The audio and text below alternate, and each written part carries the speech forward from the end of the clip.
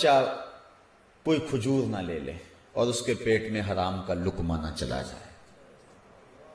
یہ تھا مزاج صحابہ کا. اور ہماری سڑک سے گنے کی ٹرالی گزر کر تو دیکھے.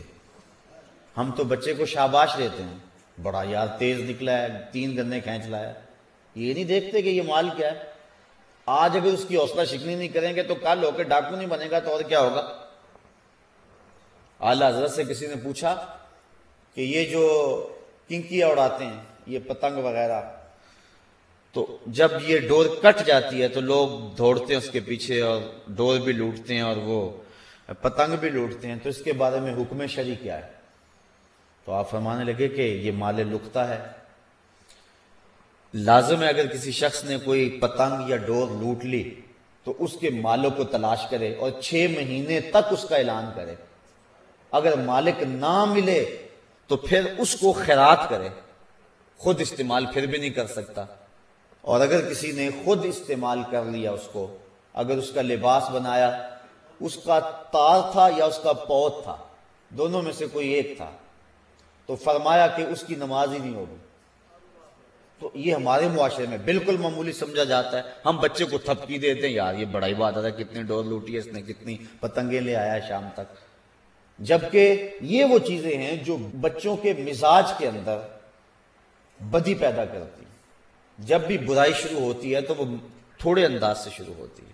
اس لیے اپنی اولاد کی تربیت کرنی چاہیے اور ان کو لقمہ حرام سے بچانا چاہیے.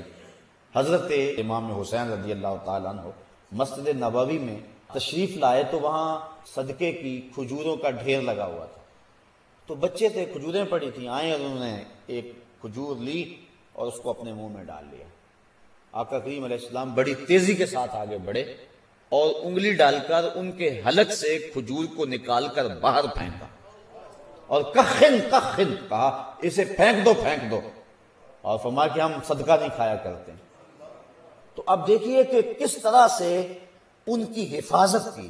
جب ان کے لقمے کی حفاظت یوں کی تو پھر اسی حسین نے نیزے کی نوک پہ چڑھ کے قرآن سنایا. تو جب لقمے کی حفاظت, وہ واقعہ بڑا معروف ہے کہ پانی کے کنارے جا رہے تھے ابو صالح جنگی دوست, تو ایک سیب پانی کے بہاؤ پہ دیکھا, بھوک لگی تھی, کتنے دنوں سے کچھ نہیں کھایا تھا, سیب کھا لیا. پھر خیال آیا یہ تو میری ملک ہی نہیں تھا.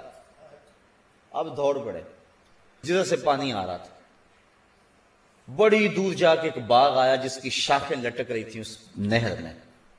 سمجھ گئے کہ اسی باغ سے ٹوٹا ہے.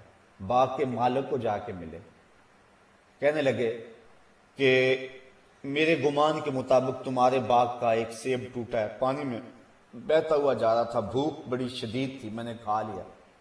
پھر خیال آیا, میں بھاگا بھاگا آیا ہوں, آپ مجھ سے اس کے پیسے لے لیں یا معاف کر دیں, یا کوئی آپ مجھے بتائیں کہ میرا گناہ معاف ہو سکتا ہے کہ نہیں. اس نے سوچا کہ ایک سیب کھا لیا اور یہ اتنی دور سے سفر کر کے آیا, یہ تو کوئی جوہر ہے. باغ کا مالک بھی کوئی معمولی شخص نہیں تھا, نام تھا عبداللہ صومعی. اس نے کہا اتنے بڑے گناہ کرنے اور اتنی جلدی معافی ہو جانے, تو یہ آپ دیدہ ہو گئے, مجھے معاف کر دو, مجھے بتاؤ میں کیا جو ہے وہ اس کے بدلے میں دے سکتا ہوں. اس نے کہا 12 سال میرے باغ کو پانی لگانا ہے, ایک سیب کے کھانے پر 12 سال کا سزا ہے. اس کے بعد ایک شرط اور ہے, پھر تمہیں معافی ہو جائے گی. یہ نہیں کہا کہ ایک سیب ہے اور 12 سال میں سیب لا کے دے دیتا ہوں. کہا اچھا پھر معاف کر دو گے؟ کہاں پھر کر دوں گا. 12 سال سیب کے باغ کو پانی دیتے رہے, اس کی جو ہے وہ دیکھ بھال کرتے رہے. 12 سال جب بیتنے کے قریب تھے تو عبداللہ صومی کے کچھ مہمان آئے. انہوں نے کہا ابو صالح جاؤ سیب توڑ کے لاؤ. ابو صالح گئے, سیب توڑے. جب عبداللہ صومی نے سیب دیکھے تو وہ کچے تھے. کہنے لگے ابو صالح 12 سال ہو گئے تمہیں سیب کے باغ میں کام کرتے ہوئے, تمہیں ابھی تک پتہ ہی نہیں سیب کچے کیا ہوتے ہیں اور پکے کیا ہوتے ہیں. کہا میں ایک خطا کی سزا بھگت رہا ہوں, تو میں نے اس دن سے آج تک نظر اٹھا کے سیب کی طرف دیکھا بھی نہیں ہے. میں نے احتیاط کی ہے کہ میں تو پہلی لغزش پر جو ہے وہ یہ سزا بھگت رہا ہوں, تو میں نے کبھی سیب کو دیکھا بھی نہیں.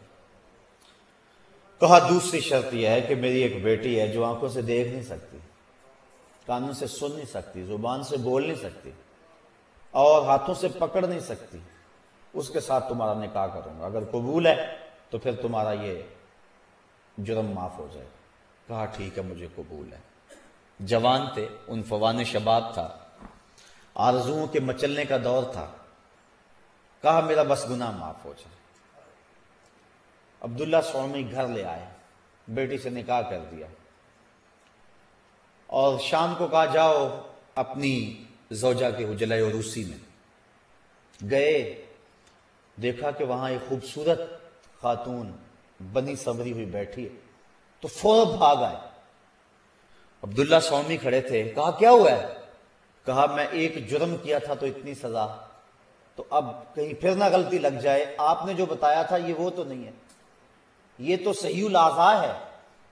کہا بیٹا وہی تمہاری بیوی ہے، وہ جو کانوں سے بہری ہے اس کا مطلب یہ ہے کہ اس نے غیر محرم کی آواز آج تک نہیں سنی، جو وہ منہ سے بول نہیں سکتی تو اس کا مطلب یہ نہیں کہ وہ گونگی ہے، اس کا مطلب ہے کبھی اس نے غیر محرم سے کلام نہیں کیا، اور اگر وہ پاؤں سے چل نہیں سکتی تو اس کا مطلب یہ ہے کہ وہ چار دیواری سے باہر نہیں نکلی ہے۔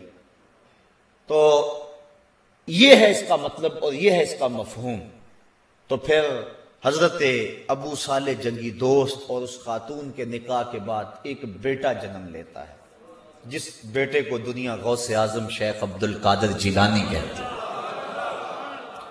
تو جب لقمہ پاک ہوگا تو پھر نتائج ایسے برآمد ہوں گے، اگر لقمہ پاک نہیں ہوگا تو نتائج ٹھیک نہیں ہوں گے۔ تو یہ بات ذہن میں رکھیں کہ حفاظت کرے، تھوڑا کھا لیں لیکن ہو حلال کا، حرام کا کہیں شامل نہ ہو جائے، اندر بھی لٹ جائے گا، انسان کے چہرے کا نور بھی باقی نہیں رہے گا، اور آخرت کے اندر وہ بدن جو حرام کے لقمے سے پرورش پاتا ہے اس کو جہنم کی آگ میں جلایا جائے گا۔ اللہ اکبر۔ بلکہ ہمارے بزرگوں نے تو اس باب کے اندر بہت زیادہ احتیاطیں کی ہیں۔ آؤ تمہیں تمہارے احمد رضا کی چوکھٹ پہ لے چلو۔ آج دنیا ان کے نام کے قصیدے یوں ہی نہیں پڑھتی، آج ہر مسجد میں جمعے کے بعد ان کا سلام یوں ہی نہیں پڑھا جاتا، ان کی قبولیت ہے بارگاہ رسالت مآب میں، اور ان کی زندگی حزم و احتیاط سے گزرتی رہی۔ اعلی حضرت ایک دعوت پہ تشریف لے گئے تو انواع و اقسام کے کھانے انہوں نے رکھے ہوئے تھے،